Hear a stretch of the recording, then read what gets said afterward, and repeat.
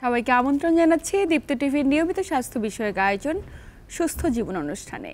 সাথে আছি আমি ডাক্তার অর্থি জোখরিফ। দর্শক, আপনি কি দীর্ঘদিন ঘাড় ব্যথায় ভুগছেন এবং এই ঘাড় ব্যথাটি এতটা অসহনীয় হয়ে উঠেছে যেখানে আপনার ঘাড় ব্যথার কারণে মাঝে মাঝে বুকে ব্যথা অনুভূত হয়? কখন আপনি ঘাড় ব্যথা থেকে বুকে ব্যথা অনুভূত করছেন এবং সেক্ষেত্রে পরীক্ষা করার পরেও কোনো সুনির্দিষ্ট পরীক্ষার মাধ্যমে সুনির্দিষ্টকরণ করতে পারছেন না আসলে ব্যথাটি ঠিক কী কারণে, এবং এক্ষেত্রে আপনি নানাভাবে হীনমন্যতায় ভুগছেন যে আমি এত চিকিৎসা করছি, পরীক্ষা করছি, কিন্তু এই ঠিক ব্যথাটি কী কারণে এটির সুনির্দিষ্টকরণ হচ্ছে না। তবে আজকের এই এপিসোডটি আপনার জন্য। আজ আমরা কথা বলবো ঘাড় থেকে বুকে ব্যথা হবার কারণ এবং প্রতিরোধগুলো নিয়ে, এবং এক্ষেত্রে একজন ফিজিওথেরাপির ভূমিকা কতটুকু, কথা বলবো এই বিষয়গুলো নিয়ে। এবং এ বিষয়ে আলোচনার জন্য আজ আমরা স্টুডিওতে আমন্ত্রণ জানিয়েছি একজন বিশেষ অতিথিকে। উপস্থিত আছেন অধ্যাপক আলতাফ হোসেন সরকার, যিনি মাস্কুলোস্কেলেটাল ডিসঅর্ডার স্পেশালিস্ট। স্যার, স্বাগত আমাদের আজকের আয়োজনে। আপনাকে অসংখ্য অসংখ্য ধন্যবাদ। স্যার, ঘাড়ে ব্যথায় তো আমরা কম বেশি সকলেই ভুগি এবং প্রায় প্রত্যেকটা ব্যক্তি তার জীবনে কোনো না কোনো সময় ঘাড়ের ব্যথায় ভুগেছেন, কিন্তু আজকের যে আলোচনার বিষয়বস্তু সেটি কিন্তু একটু ডিফারেন্ট টাইপের, যে ঘাড়ে ব্যথা থেকে বুকে ব্যথা, এবং ঘাড় থেকে যে বুকে ব্যথা হতে পারে সেটি আমাদের অনেকেরই অজানা। একটু জানবো যে ঘাড় থেকে বুকে ব্যথা হবার প্রধান কারণগুলো কি কি? প্রথম হলো বুকে ব্যথা। বুকে ব্যথা হলে আমরা কি করি? বুকে ব্যথা হলে আমরা একজন কার্ডিওলজিস্ট দেখাই। বুকে ব্যথা হচ্ছে আর বাম পাশে ব্যথা, তো আমার তো হার্ট প্রবলেম হয়ে গেছে। আবার কারো কারো বুকে ব্যথার সাথে সাথে এই আর্মের দিকেও ব্যথা হয়, তখন আরও কঠিন। এ ব্যাপারে আমি অলরেডি আমাদের দর্শকদেরকে একটা ভিডিও পোস্ট করছি। বুকে ব্যথা হলেই কার্ডিয়াক প্রবলেম নয়, এরকম ভিডিওটা বা এই ভিডিওটার থিম বা থাম্বনেল হলো এরকম যে বুকে ব্যথা হলেই কার্ডিয়াক প্রবলেম নয়। কখন সেটি কার্ডিয়াক প্রবলেম এবং কখন সেটি শুধুমাত্র ঘাড়ের কারণে ব্যথা বা অন্য কোনো ব্যথার উপসর্গ, এটা জানা জরুরি। এই জন্যই বলছি যে আপনার যদি বুকে ব্যথা হয়, আপনার কারণ নাই, চিকিৎসা আপনার হাতে, ডায়াগনোসিস আপনার হাতের মুঠোয় দিয়েছি আমি এই ভিডিওতে। একদম সিম্পল। আপনার বুকে ব্যথা হয়েছে, আপনি নেক মুভ করেন, যেদিক খুশি মুভ করেন। আমি হলে খুব অর্ডারলি মুভ করব, বাট আপনি মুভমেন্ট করেন, নেকের মুভমেন্ট করেন। যদি আপনার নেক মুভমেন্টে বুকের ব্যথা চেঞ্জ হয়, বেড়ে যায়, কমে যায়, তাহলে ভাববেন যে এটা আপনার ঘাড় থেকে হচ্ছে। আচ্ছা আচ্ছা। আর যদি এটা বুকের ব্যথাটা কনস্ট্যান্ট আছে, নো চেঞ্জ, তাহলে ভাবতে হবে এটা কার্ডিওলজিস্টকে দেখাতে হবে। একদমই। এবং এইটা আমাদের অনেক রুগীরা আমাদেরকে ফিডব্যাক দিয়েছে। অনেক রুগী রাতে 2টো বাজে, রুগী লিখছে আর কি আমাকে, রাত 2টো বাজে হঠাৎ আমার বাম হাতের এখানে ব্যথা এবং বুকে ব্যথা, ঘুম ভেঙে গেল, কোথায় যাব, গা ঘেমে যাচ্ছে, আমার তো কার্ডিয়াক অ্যারেস্ট হচ্ছে, কার্ডিয়াক প্রবলেম হচ্ছে। তখন সে ভাবছে, আমার কথা ভাবছে যে আলতাফ স্যার তো বলছিল এরকম একটা ভিডিও দিছে, সে ভিডিও দেখে তার নেকের মুভমেন্ট করছে, অর্থাৎ নেক ঘোরাইছে যেদিকে আমি বলছি, এবং তার এটা চেঞ্জ হয়েছে। সাথে আমি ঠান্ডা সেক দিতে বলছি। ওই ভদ্রলোকের তার তো ঠান্ডা সেক দেওয়ার কিছু নাই। মাংসের টুকরো, খানিকটা মাংস ছিল পলিথিনে ফ্রিজে, ওই মাংস এনে ধরে রাখছে, ঝাড়ে দিতে হবে, হ্যাঁ, কারণ ইটস কামিং ফ্রম দ্য নেক। এবং তার এই প্রক্রিয়ার পরে তার বুকেও ব্যথা নাই, হাতেও ব্যথা নাই।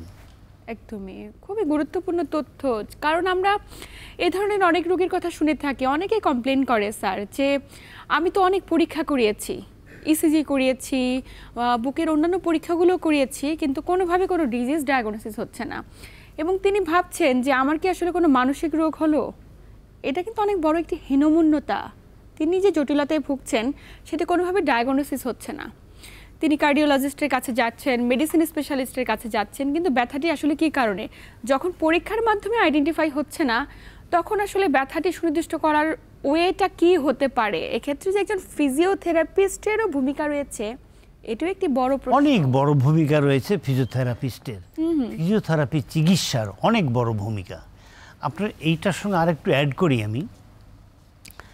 এই আমরা তো বলছি যে বুকে ব্যথা নেক মুভমেন্ট করতে হবে, তো যদি একটু ভাবি যে আমাদেরকে যে আল্লাহ পাক সৃষ্টি করছেন, দেখেন কি সুন্দর অর্ডার করে সৃষ্টি করছেন।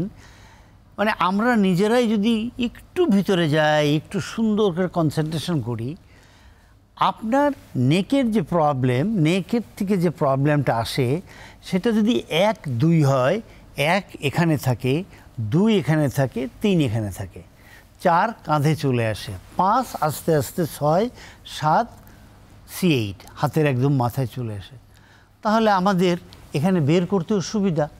তাহলে আপনার যদি আঙ্গুলের এখানে, এই যে আমার হাতে দুটো বোন, এটা সার্ভাইকেল রিজনের বোন, এই যে এখান থেকে নার্ভগুলো বের হয়ে হাতে আসে। আচ্ছা, তো আপনার যদি হাতের শেষের দিকে এরকম কষ্ট হয়, আমরা কোনো একটা এপিসোডে আরও ডিটেলস বলবো, বাট আমরা এই যেহেতু বুকের ব্যথার কথা বলছেন, একটু বলে যাই এখানে। তো আপনার যদি হাতের শেষে হয়, তাহলে আমাদের যে উঁচু জায়গা, এখানে মুভমেন্ট করতে হবে, কারণ ওখান থেকে শেষে আসে। তাহলে আমার মিড লেভেলে এখানে, তাহলে 1 2 3 4 এবং 5 এখানে চলে আসে, 6 7 8 নিচে চলে যায়। তা আমি অর্ধেকে চলে আসবো বুকে। তা আমি যদি উপর থেকে এরকম করে হাত দিয়ে যাই, যে জায়গায় প্রথম গর্ত পাবো এবং ওখানে একটা এরকম প্রসেসে গিয়ে আমার হাত লাগবে, মোটা process, this is C2, 2 number, তারপরে 3, তারপরে 4।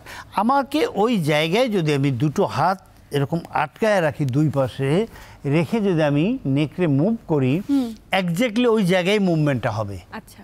আর আপনি যদি এভাবে মুভ করেন, ওখানে নাও হতে পারে, বাট তারপরে কখনো কখনো কিছু না কিছু হয়। তো সেই জন্যে এই মুভমেন্টটা রাইট জায়গায় দেওয়ার জন্যে আপনার হাত দিয়ে ধরাটা খুব ইম্পর্টেন্ট। এবং কোন জায়গায় আমি হাত দেব, একজন ফিজিওথেরাপিস্ট ছাড়া বা দক্ষ কোনো ব্যক্তি ছাড়া আমার বা সাধারণ কোনো মানুষের পক্ষে তো সম্ভব নয়। এই কারণে আমরা হয়তো বলছি যে ভিডিওর মাধ্যমে আমরা অনেকগুলো এক্সারসাইজ শিখতে পারছি, কিন্তু প্রপারলি কি আসলে সেগুলো ইউটিলাইজ করতে পারছি না, এটাও একটা বড় প্রশ্ন। অবশ্যই এই বিষয়গুলোর কারণে একজন ফিজিওথেরাপির চেম্বারে তার শরণাপন্ন হওয়াটা খুব জরুরি। সেক্ষেত্রে আমি বলছি, প্রথম হলো আপনার অ্যাসেসমেন্ট। আর আপনি যেটা একটু আগেও বলছেন, এর আগেও অনেকবার আমরা এই ব্যাপারে কথা বলছি, যে একজন ফিজিওথেরাপি চিকিৎসকের শরণাপন্ন হওয়া উচিত, যেটা আপনি বারবার লোকজনকে বোঝাতে চেষ্টা করছেন, যে আপনি নিজে চিকিৎসাটা না করে তার সুপারভিশনে করেন, শিখে নেন, তারপর দেখেন কতটুকু পারেন, ট্রাই। তবে প্রমাণিত এবং আমার রোগীরা ফিডব্যাক দিয়েছে, তারা এরকম কষ্ট পেয়েছে বুকে এবং হাতে, এবং তারা মুভমেন্ট করছে, তারা কোল্ড কম্প্রেশন দিছে, এবং তারা দেখছে কয়েক মিনিট পরে তার এই কষ্টটা চলে গেছে। যেহেতু ব্যথাটা তাৎক্ষণিক হলো, মানে 1 2 ঘন্টা আগে বা 3 4 ঘন্টার মধ্যে, কারণে আপনি ঠান্ডা শেক দিতে বলছেন, এবং ঠান্ডা শেক দেবার আগে অবশ্যই মুভমেন্ট করাটা জরুরি, পার্টিকুলার একটা জায়গায় মুভমেন্ট করার জরুরি। তবে ঠান্ডা শেক দেওয়ার জন্য আমরা অনেকটা প্রসেসের কথা বলি। কি প্রসেস সেটা আমরা বলি যে আপনি 1 পোয়া নারকেল তেল নিলেন, তার মধ্যে 20 কোষ রসুনকে কেটে কেটে চিকন করে করে করে করে এটা ওটার মধ্যে দিলেন, এবং এটা যখন লাল লাল হবে, তারপর ওখান থেকে নিয়ে যে জায়গায় কষ্ট আমরা বলি, ওখানে আপনি আস্তে আস্তে আস্তে আস্তে, এটাকে আমরা বলি মায়োফেশিয়াল রিলিজ, অর্থাৎ মাসেল এবং ফাসা যে টাইট হয় ওইটাকে রিলিজ করা। এখন মায়োফেশিয়াল রিলিজ আমার দর্শকদের বা রোগীদের বলা তারা হয়তো বুঝতে পারবে না, এই জন্য আমরা বলি হাতে নিয়ে একটু চাপ দিয়ে দিয়ে দিয়ে দিয়ে দিয়ে দিয়ে আপনি কমপক্ষে 10 মিনিট ডলেন। এই পরিপ্রেক্ষিতেও কিন্তু এই যে মায়োফেশিয়াল রিলিজ না বলে বলছি, আপনি রসুন তেলের এই প্রক্রিয়াটা, লোশনটা তৈরি করেন এবং এখানে লাগানোর পরে আপনি ডলেন। রুগীরা বলছেন এইটা ডলার পরে মনে হয় অর্ধেক কষ্ট চলেই গেল। মানে ইজ ভেরি ইফেক্টিভ, রোগীদের কাছে এটা খুব ইফেক্টিভ, এবং তারা এটা লুফে নিয়েছে। একটু জানতে চাই যে অনেক রোগীরা তো এটা করছে, কিন্তু এই যে রসুনগুলো গরম তেলের মধ্যে আমি করে ফেলার পরে এটা যদি আমি কোনো একটি জারের মধ্যে সংরক্ষণ করে রাখতে চাই, এটা কি পসিবল? অল্প সময় রাখা যাবেই। দীর্ঘ সময় রাখলে দীর্ঘ সময়ের জন্য কোনো প্রিজারভেটিভ দরকার হতে পারে, এটা আমরা কখনো চিন্তা করিনি। অল্প তেল, 1 পোয়া নারকেল তেল কয়েকদিন ব্যবহার করলে শেষ হয়, আবার তৈরি করলেন। কিন্তু প্রিজার্ভেশন অনেক দিনের জন্য এটা কোনো প্রসেস বা 7 দিন হতে পারে সর্বোচ্চ, এরকম হতে পারে একটা সার্টেন টাইম। কিন্তু তাৎক্ষণিকভাবে যদি কেউ করে দেয় এটা মনে হয় আরো বেশি লাভজনক, ভালো, আরো খুব ভালো। এইটা কিন্তু খুব উপকারী, খুবই উপকারী। অনেক রোগী আমাদেরকে বলছেন, আমাদের চেম্বারে এসেছেন বলছেন, আমাদেরকে ওভার দ্য ফোনে বলছেন, আমাদেরকে মেসেজ করছেন, আমাদেরকে বিভিন্নভাবে তারা বলছে এটা খুবই উপকারে আসে। আপনি ছোট্ট একটি তথ্যের মাধ্যমে একটি এক্সারসাইজ শিখিয়ে দিয়েছেন, যেটি থেকে আসলে অনেকে পরিত্রাণ পেয়েছে এবং খুব ইনফরমেটিভ ছিল সেটি। স্যার, একটু জানতে চাই, অনেকে না কমপ্লেন করে যে আমার দীর্ঘদিন কাঁধ ব্যথা করছে, কাঁধ ব্যথার কারণে আমি কোনো একটা ভারী জিনিস তুলতে পারছি না, বা নর্মাল কোনো জিনিস তুলতে গেলে আমার তীব্র ব্যথা অনুভূত হয়, এবং অনেকের হাতটা উপরে তুলতেও কষ্ট তীব্র। এই ব্যথাগুলো আসলে ঠিক কী কারণে? ওয়েল, কাঁধ ব্যথা এবং হাত উপর উঠাতে পারে না, এটা আপনাকে আবার বলছি, অ্যাসেসমেন্টে যেতে হবে। এখানে বড় বড় 3টা কারণ থাকে। প্রথম কারণ থাকে এই যে কাঁধ বা শোল্ডার জয়েন্টের ভিতরে এটা একটা বোন, লম্বা বোন, এরকম একটা জায়গায় এরকম আটকানো থাকে শোল্ডার জয়েন্টে। এই জায়গাটা খুব শ্যালো, একদম অত গর্ত নয়। আর এর পাশে একটা লিগামেন্ট দেওয়া থাকে, এখানে এই লাগানো থাকে, এখানে একটা পর্দা থাকে। সেই পর্দাতে বেশি সময় হলো প্রবলেম হয়। আচ্ছা, সেই পর্দাতে প্রবলেম হয়, একটা লোক যদি হাতের উপর পড়ে যায় অথবা পড়ে যাচ্ছে, পড়ে গেলেই আমাদের প্রথম প্রোটেকশন হলো হাত, অটো রিফ্লেক্স, হাত আমরা বের করি। আমাকে কেউ মারতে আসছে, আমি হাত দিয়ে ঠেকাতে যাই। তো এই হাত দিয়ে যখনই এটা ঠেকাতে যাই বা প্রিভেন্ট করি, তখন এই হাতের ভিতরে এখানে একটা কষ্ট হয়, পর্দাটা ইনজুরি হয়। একদমই। নাম্বার 1। নাম্বার 2, এখানে 4টা মাসেল আছে যাকে আমরা বলি রোটেটার কাফ। আমরা এদিকে নড়াই, এদিকে নড়াই, এদিকে নড়াই, এদিকে আমরা বিভিন্নভাবে যে রোটেট করি, এটাকে ঘোরাই, ঘোরে। এই 4টা মাসেল রেসপন্সিবল। যখনই আমরা এটাকে ঠেকাতে যাই, পড়ে গেছি, প্রিভেন্ট করতে যাই, ওই মাসেলগুলো ইনজুরি হয়। আচ্ছা, আমরা আমাদের ফিজিওথেরাপি চিকিৎসার স্বার্থে আমরা কি করি, অ্যাসেসমেন্ট করি। ফিজিক্যাল অ্যাসেসমেন্টে আমরা বের করি 2টো কারণ। এর সাথে আর একটা যোগ হয়, সেটা হলো এই যে একটা উঁচু বোন আছে এখানে, আমরা এসি জয়েন্ট বলি, অ্যাক্রোক্যাম্বুলার জয়েন্ট বলি। এই বোনটাতে, এই জয়েন্টটাতেও মাঝে মাঝে অসুবিধা হয়। আচ্ছা, এগুলো সবই ফিজিক্যাল অ্যাসেসমেন্ট করে বের করাটা সম্ভব। তাহলে আমরা প্রথম বলবো পর্দা, যেটা বেশি ইনজুরি হয়। এতে কি হয়, লোক মাথা আশ্রয় দেবে পারে না, পিছনে কাপড় গুজবে পারে না, এগুলোতে প্রবলেম হয়। আর একটা হলো যে হাত উঠাতে গেলে ব্যথা হয়, হাত ঘোরাতে গেলে ব্যথা হয়, হাত উপরে উঠাবে এসব মুভমেন্টে ব্যথা হয়, এই পাশে একটু চুলকাতে যাবে ব্যথা হয়। যদি উপরে চিরুনি দিয়ে হাত পিছনে নেবে বা হাত পিছনে নিয়ে চুলটাকে চিরুনি করবে, তীব্র ব্যথা পারে না। মানে এটা কিন্তু অনেকেই সাফার করে। কিন্তু এটাতে আমার মনে হয় না যে কোনো চিকিৎসা পদ্ধতি বা মেডিসিনে এটার মুক্তি মিলে। সাময়িকভাবে মেডিসিন খাচ্ছে, সাময়িকভাবে সেদিনের জন্য হয়তো তিনি ভালো থাকছেন, কিন্তু লং টার্মভাবে নিজেকে সুস্থ রাখতে হলে অবশ্যই এই ক্ষেত্রে এক্সারসাইজ করা খুবই জরুরি। এবং কোন এক্সারসাইজ করবে তিনি, সবার ক্ষেত্রে কি একই এক্সারসাইজ প্রয়োজন? নিশ্চয়ই নয় সেটি। এক্সারসাইজ ডিফারেন্ট হবে। এখন যদি আপনি পেছনে নিতে না পারেন, এখানে 2টা মুভমেন্ট কাজ করে। একটা হলো এক্সটেনশন, পিছনে নেওয়া, আর একটা ভিতরের দিকে ঘোরানো। তাহলে এক্সটেনশন, পিছনে নেওয়া এবং ভিতরের দিকে ঘোরানো, এর জন্য আমরা কি করব, ওই এক্সারসাইজে চলে যাব। কোন এক্সারসাইজ? যে এক্সারসাইজ পেছনে হাত নেব আস্তে আস্তে, বা চেষ্টা করব এই ভালো হাত দিয়ে, যে হাত কষ্টের সেই হাতকে ধরে পিছন উঠানো। তবে এক্ষেত্রে আমি যেটা বলি, position of the patient is very important. এটা করতে গেলে রুগীরা সামনে বাঁকা হয়ে যায়। আমি আমার প্র্যাকটিসে রুগীদের বলি, ওয়ালের সাথে দাঁড়িয়ে মুখ ওয়ালের সঙ্গে পেট ওয়ালের সঙ্গে লাগিয়ে তারপর আপনি পেছনে ধরে আস্তে আস্তে উঠাতে চেষ্টা করেন, আপনি কিছুটা ভালো বোধ করবেন। কিন্তু এখানে একজন ফিজিওথেরাপি চিকিৎসকের ভূমিকা অপরিসীম।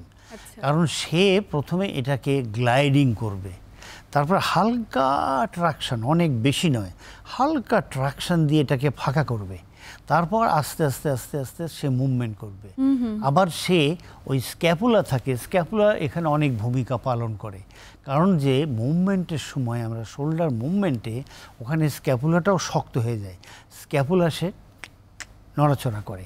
সেজন্যে স্ক্যাপুলাকে যদি আমরা ফিক্স রেখে এই মুভমেন্টগুলো করি তাহলে কি হবে, তাহলে এক্স্যাক্টলি এটাকে বলি আমরা গ্লিনো হিউমেরাল জয়েন্ট, অর্থাৎ এই বড় হাড্ডিটা আর এই 3 কোণা হাড্ডিটার এখানে জয়েন্টটা থাকে, মুভমেন্টটা ওখানে প্রপারলি হয়। নইলে আমরা অনেক সময় বলি পিছনে হাত দিয়ে ওঠান তো, রুগী কাত হয়ে উঠালো, এক্স্যাক্টলি মুভমেন্ট এখানে হচ্ছে না, মুভমেন্ট হচ্ছে স্পাইনে, তা আমি তো স্পাইনে মুভ করবো না। তো সেই জন্যে আপনার রুগীর পজিশান, আপনি কি চাচ্ছেন সেইটা, এই শোল্ডার জয়েন্ট অ্যাকচুয়ালি অনেকগুলো জয়েন্ট নিয়ে শোল্ডার জয়েন্ট, নট ইটসেলফ একটা জয়েন্ট না। ইটসেলফ যে জয়েন্টের কথা আমরা ভাবি এই যে ওঠাতে নামতে, এটাকে গ্লিনো হিউমেরাল জয়েন্ট বলা হয়। এবং আমার চিকিৎসা যেন must reach to the lesion, আমি যেটা বলি যে my treatment must reach to the lesion. তো লেশন কোথায়, লেশন হলো এক্স্যাক্টলি গ্লিনো হিউমেরাল জয়েন্টে। তাহলে আমার চিকিৎসা যেন গ্লিনো হিউমেরাল জয়েন্টে পৌঁছে। আমি চিকিৎসা করতে গিয়ে, মুভমেন্ট করতে গিয়ে যদি আমি অধিকাংশ সময় স্পাইনের মুভমেন্ট হয়, অথবা scapula and humeral glenohumeral joint একসঙ্গে মুভমেন্ট হয়, তাহলে আপনি একজ্যাক্ট মুভমেন্ট পাবেন না, উপকার হবে না। রুগীর এরকম অনেক সময় এক্সারসাইজ করে থাকে, রেজাল্ট অনেক ভালো না। আবার আর একটা এক্সারসাইজ করে এরকম ব্যথা বেদনা হলে রুগীরা পুলি টানে, এরকম একদম পুলি অনেকে দেখা যায়। ওকে ফাইন, তাহলে চলেন আমরা পুলি টানলে কি হয় একটু দেখে আসি। আমি যখন হাত দিই, দেখেন আমার এটা এফেক্টেড হাত, পুলি টানলাম, এই নামালাম, তাহলে পুলি টানলে একটা ফ্লেকশন মুভমেন্ট হয়। কিন্তু আমার এই অসুখে ফ্লেকশন মুভমেন্ট রেস্ট্রিক্টেড হয় না সাধারণত, মোস্ট অফ দ্য কেস। আচ্ছা আচ্ছা, হয় না, মানে প্রপার যে মুভমেন্টটা প্রয়োজন সেটি হচ্ছে না। এখানে হয় lateral rotation, abduction, medial rotation, এখানে তো ফ্লেকশনের কথা নাই। নিশ্চয়ই। তাহলে আমি যখন পুলি টানি, আমি অনেক দিন পুলি টানছি, কিন্তু আমার হাত তো পিছনে যায় না। পুলি টানলে তো হাত পিছনে যাবে না, এই যে পুলি টানলাম এই পর্যন্ত, হাত তো পিছনে গেল না। তাহলে আমাকে ওই মুভমেন্ট করতে হবে যে মুভমেন্টে হাত পেছনে যাবে, আর এই মুভমেন্টটা অবশ্যই একজন অভিজ্ঞ ফিজিওথেরাপি চিকিৎসকের তত্ত্বাবধানে করতে হবে। নিশ্চয়ই।